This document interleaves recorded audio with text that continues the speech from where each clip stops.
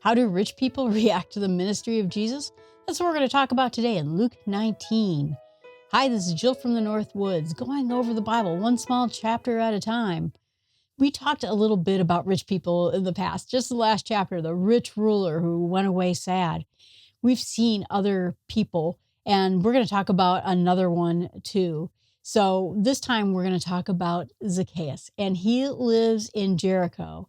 And it says because he entered Jericho. This is going to be the fancy one, probably that Herod built, not the old one I saw, the middle one, which also has ruins there too. But this is going to be the fancy administrative place that Herod built. And it's fancy, it's beautiful. Jericho is a beautiful area. It's about 900 feet below sea level. I live about 1,100 feet above sea level. So, wow, it's a different world. Like I said, when I was there, it was amazing. And I got to do the hike from Jericho to Jerusalem. And, well, it's stunning. It really is stunning to be able to do this hike. And now looking back and seeing the paths that Jesus took. So Zacchaeus sees the crowd. And he's a rich tax collector. Well, how did he get rich? Probably not by doing the right thing. Usually, the Romans didn't pay that well. What they did is you made your money through graft. So you owe me 2 denarii, but I tell you what, if you give me 5, I won't send the Roman guard after you. And so that's usually how they got rich, is by being corrupt. And they were hated by everyone. In some cases, they were, Greek Roman people or Romanized Jewish people. And in the case of Matthew, he was a Jewish person. You kind of get that idea. I saw an interesting thing today that said the only letters that Greek and Roman names end in is N, R, and S. And I'm like, oh, that's kind of cool. Then you kind of know it's a Greek name. So if it's Jacob, that's a Jewish name. It's Jacobus. It's going to be probably a Greek or Romanized version of it. I'm not a linguist, but I thought that was kind of cool.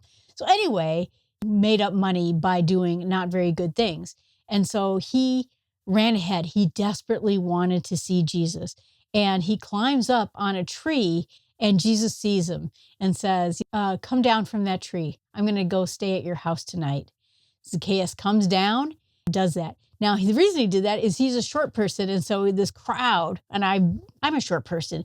And so when I get in a concert or at a crowd, I can't see anything, right? And so he did that because he's a short person. So I'm glad the short people of the world are recognized in the Bible. But then when the people, the Pharisees and such saw this, they got mad because this guy's a sinner, again, like Matthew. He's not supposed to be eating and staying with and having anything to do with these people. The Pharisees are the establishment of the temple and the religious structure. They're going to be mad about this. So Zacchaeus came right away and confessed to Jesus. And so Zacchaeus stood before the Lord and said, half my goods I'll give to the poor. And if I defrauded anybody, I will restore it fourfold. And I'm going to multiply, times 4. I'm going to give them 4 times the amount I ripped them off. And Jesus says, today salvation has come into your house. Since he is a son of Abraham, he's Jewish, the Son of Man came to seek and save those who are lost. It's not just Gentiles that are lost, but this book is primarily written for Gentiles, but also for people who are the sons of Abraham. They are lost as well. And the people who didn't think they were lost, they thought they were on the right track. They just couldn't get it through their head. They were among the lost. And all the saving of the Jews, the saving of the Gentiles, everybody needs saving. And they weren't recognizing it that they needed saving. And I don't think that they wanted the Gentiles saved either. That's kind of a bad path. So Jesus, it was interesting because he knew his name. Before this man even introduced himself, he knew him. And this compares to the rich ruler. The rich ruler wouldn't do what he needed to do, but Zacchaeus understood that not only was the money that he had come from bad things and he was going to make that right, but that he should be using it for kingdom things. And he understood it. So it's not just that rich people are talked about poorly in Luke. Instead, it is about whether you have your focus on the kingdom. That's where it matters the most. And Zacchaeus means clean or innocent. And even though he wasn't innocent, he was made innocent by his confession and by Jesus forgiving him. Oh boy. And this calls us back to saving the lost things that we see in chapter 15. Zacchaeus was another lost thing being found. Now we have a brand new parable that was the parable of the 10 minas. Now think about this. Like I said, there were 52 days-ish in the New Testament, and there were probably really 1,200-ish days in Jesus' ministry. He's going to tell the same parables, the same Lord's Prayer, the Beatitudes many times over. And you'll notice that in some cases it has to do with the audience he is talking to. And in this case, if he uses minas versus denarii, if he talks about this versus that, he's talking regionally. He talks to people in a way they can understand. So this is a very similar style of parable with a little bit different. So the idea is that essentially, and it also mentions that they're going towards Jerusalem. All this is coming to a head. This is all coming to a head right now. The kingdom of God right here with you. So Jesus tells this parable about this nobleman, and he goes off to a far country and gets himself a kingdom. He calls 10 servants and gave them each 10 minas, which is a coin, and says, engage in business, do more with this money. And the citizens hated him and sent a delegation and said that we don't want this man here. We don't want this kingdom here. Don't build your kingdom here. And eventually the man just came back and ordered the servants who had given the money and said, what'd you do? And so they came to him and said, Lord, your one coin has made 10 more mina. Great. You did great. You were faithful and you had little, and now I'm going to give you authority over 10 cities. The second man comes over and says, taken the mina and I've given you 5. Again, great parable. You were given 1, you made 5. Great. And you're going to be in charge of 5 cities. You did good. Less than the other guy, he did more, he got more. You did a little bit less. And then the third guy comes and says, I have your mina. I stowed it away in a handkerchief. You're a severe man. And so you take what you did not deposit, you reap what you did not sow. Owner says, I condemn you with my own words, you wicked servant. You knew I was harsh. I'm a mean dude. And by taking what I did not deposit, reaping what I did not sow, and I didn't even earn this money, but even so, you didn't do anything with it. And in my coming, I collected it. The others brought me additional money. You know what? You take that coin and give it to one of them who can do something more with it. And you take your coin and give it to the man who made the 10 mina. And you're thinking, well, why that guy? He has more than anybody, right? He did more with it. Because he did more with it. He made the best advantage of that coin and turned out even more. And this is where Jesus says, whoever has more will be given more. But those who didn't do anything, those who have nothing, even that's going to be taken away from them. They're going to be an enemy of mine. They didn't even want to be a leader over the small things I gave them. And as for the people who didn't want me to be their ruler, bring them here and slaughter them before me. You can see where this parable is going. Stronger words, like I said, as we get closer and closer. People feel that this was a story based on Archelaus, which was going to be Herod's son, who didn't really earn his money, never earned his keep, but went out and tried to gain his own sovereignty over his father's kingdom and failed. In this particular case, you can see that the Jewish scholars would have looked at this. And at that time, Rome said, no, we're not giving you anything. You haven't earned it. You haven't done anything to earn it. Eventually, that guy gets exiled. So this was kind of a parable. Everyone saw them as him being this. He called himself a king. He wasn't a king. So this is the idea. Bob Guzik also gave the idea that talked about this example of this dishonest servant, like the judge who didn't care about people or God. All these people that he's giving parables in this case, and this example of Archelaus of having a kingdom he didn't earn, that God uses these parables of dishonest people, of sinful people, and says, you know what? They're horrible people, but we learn. We learn from fables. When we were kids, we understood the grasshopper who was lazy, who didn't gather for himself. In this particular case, is using examples of bad people, including Archelaus, who was the ultimate bad person at this particular time, as examples that they're shrewd, that they work hard to get an investment, to do things with their property, to do things with their money, to do things with the things they've been given on earth. Even these unfaithful people are willing to take these gifts and turn them into something more. We have gifts from God. What are we doing? What are we doing to grow the kingdom? What are we doing to use the things that God gave us, our talents, our skills, our money, our possessions, this house, in order for us to gain more? Again, this is one big story of Luke, so this goes all the way back to the mammon and the, whoever loves mammon and the things of earth, that kind of thing. What am I doing with the talents and money? It's kind of where we got the word from talent, from our skills. But what is it? What are we doing? I feel like God made me a talker. I'm trying to do that right now.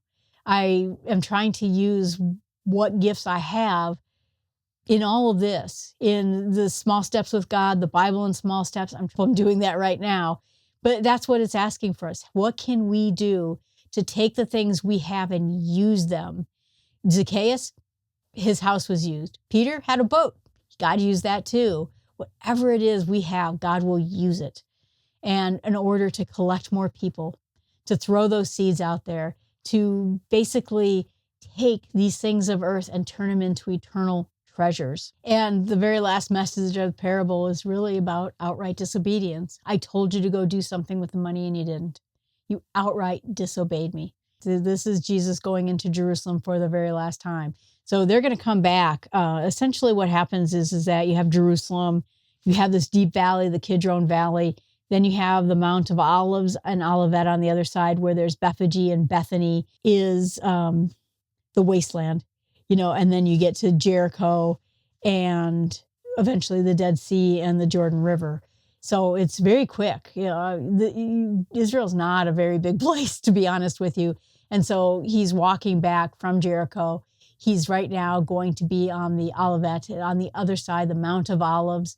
This is an incredible place. A lot of people took the Mount of Olives and equated it in their heads with a death. And I'll tell you why that is. Basically, from the beginning of time, you had Mount that the temple's built on. That is where Abraham was going to sacrifice Isaac. There's all sorts of things happen on that mountain. Eventually, David buys it from the Jebusites and creates this. Solomon puts the temple there. But the city of David flows underneath the temple. When I was in Israel, so this was a long time ago, I remember they took us, because I was an archaeological dig, so we got to do all sorts of archaeology things. I saw basically a couple of walls and some pile of rubble, and they said, this is the city of David. And I thought, wow, I thought it'd be a little bit more impressive than that. Well, over the decades since I've been to Jerusalem, they have uncovered this huge city of it, this huge city of David. But on the other side of the Kidron Valley, on the other side, it was kind of considered to be a place where you buried your dead, even way back then. First, you had the Mount of Olives, where it has an olive grove on it. Beautiful. The Church of All Nations is there right now. I got to go into the garden. Right now, it's fenced off, but I got to walk in among the olives. And they were saying that some of those olives were there from the time of Jesus. And Bethany and Bethphage are on that other side. David, where he grew up, was over there too. But there is a graveyard on the other side on the Mount of Olives from Jerusalem. And it's huge now. My great-grandfather is buried there. So when I went to Israel, I went with my grandmother initially, and she wanted to go to that graveyard and see where her father was buried. And strangely enough, there was a French caretaker there, and I knew a little bit of French. And so I went up to him and said in French, hello, sir, I am looking for my grandfather who's been dying for 70 years or something like that. I completely mussed it up. But he figured it out and he helped us find the grave, and we were able to go to the grave, and you put a stone on there to say, I was here. But there's a huge cemetery. And the reason for that is because when the Messiah comes, he's going to go through the gates that Jesus is about to go through. And the very first people resurrected from the dead are going to be the people on that side of the gate. And so my great-grandfather is buried over there. And like I said, then eventually when I was on my own, I went to the church, went through the Olive Garden. And then my friend who I went hiking to Jericho with, she also wanted to hike from Mount Olives, come down through the Kidron Valley and come up through Jerusalem. And so we did that. She wanted to walk in the footsteps of Jesus. So that was a different day than we did the Jericho to Jerusalem thing, but we did that. And along the way, you see the tomb of Absalom, you see the tombs of the prophets that are down there. But the walls you see right now in Jerusalem were built by Suleiman the Great. So essentially, David built the first city and the first city gates and walls. Jerusalem got sacked, I think, over 30 different times. And eventually, when the Ottoman Empire took over, they rebuilt all of it. It got destroyed in 70 AD, not the Suleiman one, but the Romans destroyed Jerusalem and decided they were going to turn it into like the capital of Jupiter. And it's been torn down and sacked and all these many times. What they did in that time, and the Muslims that took over the area, the gate that is rebuilt into the wall is sealed up. And they put a Muslim graveyard right in front of it.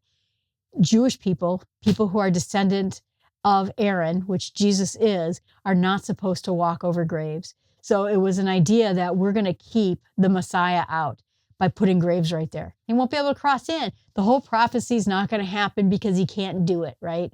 Well, anyway, that's just kind of a little history of this area for you. So what happens is that Jesus is on the Mount of Olives at this point, and we hear a lot of the fig stories coming in at this particular place. So the Mount of Olives is there. They go through the Kidron Valley. They go up near Bethphage. Bethphage means the house of unripened figs. Boy, that's why we get all the fig stories, right? And it's near there. He sends the disciples to go, or the apostles, I think in this case, to go get a donkey. And he says, you're going to find colt tied up. And if anyone asks you about it, tell them the Lord needs it. And it happened just as he said.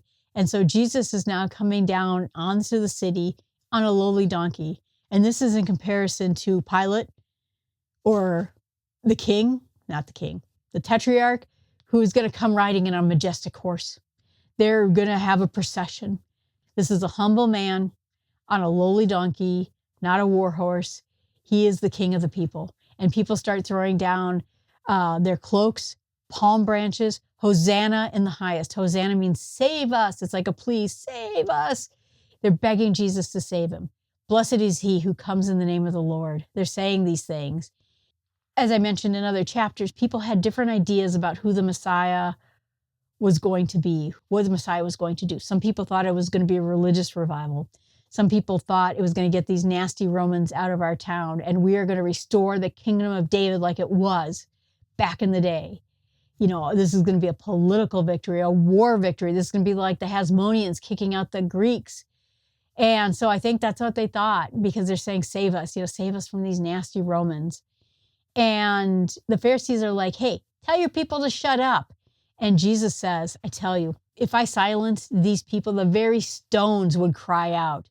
This is something remarkable. The earth itself, it knows what is going to happen. You can't tell these people to shut up. The very earth is going to cry out for what is about to happen next.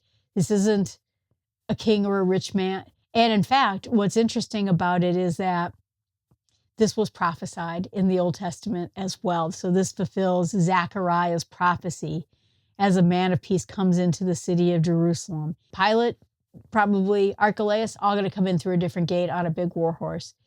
So Jesus personifies many times this mountain throwing itself into the sea because this mountain is sinning against God.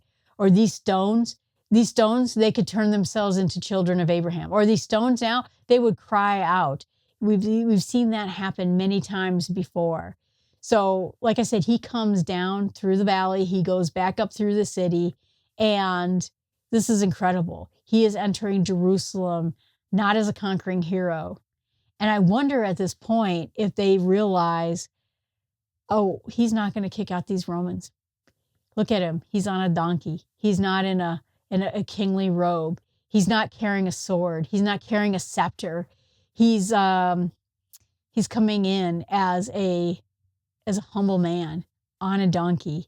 And maybe this is starting to gel with people what's going to happen next. And then he gets, as he comes to Jerusalem, he gets choked up. He weeps for the city of Jerusalem. I think that this whole, oh gosh, it's kind of, like we build Adam and Eve and they sin, and then now all of a sudden we get to Noah and everything's just awful. This was supposed to be the city of God, the place of the temple where people come to worship and express themselves to God. And instead, it's turned into a tourism trap, a money trap. It's being ruled by corrupt people. And now these pagans are here corrupting everything. And he weeps for the city itself. And as he's weeping over Jerusalem, he says, if you'd seen these things, you would know that this was going to be a day of peace. But there's going to come a day when your enemies are going to barricade up against you on every side in this city. That's going to happen in 70 AD, where basically everything is tossed. The city of Jerusalem is destroyed. The Romans kill 1 million people. A good chunk of people run. Some people are enslaved. They found in the aqueduct, in part of the archaeology that I had not seen in the years that have been, I got a chance to go down into the tunnels below the Temple Mount, and they were just tiny and there was not much there. But now since then, they found the walkway that you would go up from the city of Jerusalem, from the cleansing into the temple. And essentially, there was an aqueduct system where the water would run as a channel through the system. And people, they said about 2,000 Jews, including the high priest, were hiding in this temple. The Romans figured it out. They found the place where they smashed the brick stairwell to get into this aqueduct, went in there. They found cooking supplies, bones of people, and Roman swords. So the Romans went in there and destroyed everyone. The temple finally gets finished about 5 years before that. This is coming to an end, and people are going to be killed. So there's two apocalypses. There's this apocalypse, and then there's the apocalypse that's going to come at the end of times. They're going to tear all this down. You, your children, everything. Everything is going to get torn down, and that absolutely does happen. And that ends chapter 19. What I'm going to meditate on is about using all our skills, all our resources, all our money, all our things for the good of God, to benefit the kingdom, to look towards eternal things. I think it's hard for me to do that at times. I think so much about the earthly things. Primarily, like I said, I think about, paying the bills and my retirement and, very earthly things. And I need to focus more on the kingdom of God. And what I'm going to pray about, how God weeps. God weeps for what I think he wanted, the potential he saw in us, the potential he saw in Jerusalem, the potential he saw in the world. And instead, people corrupt everything. We just corrupt everything. And, instead he wants us to be humbled, to be his people, to have the temple be everything for him. My lights just came on. And what I'm going to share with others is that fact that God wants us to take what we have and invest in other people, that we should make friends, bring people along, use our resources for those things that are eternal. I mean, maybe that's what's going to happen. Maybe when we go to heaven, we see the people who heard our word. I don't know. Anyway, thanks so much. I appreciate you listening and watching this podcast. Please remember to tell a friend, subscribe. I would love to get a community going eventually. I'll find a technology somehow where we can talk about Bible things. I think that'd be cool. Like I said, I'm even thinking about doing a live session when I get people listening more about talking about Bible topics. Maybe we could get together once a month, and maybe we could get together at the end of every chapter and talk about the chapter. We could get together every 2 weeks and talk about Bible topics. I would love to do that. So please tell a friend, share, comment on here if you have anything to say to me. Thanks so much. I appreciate you watching.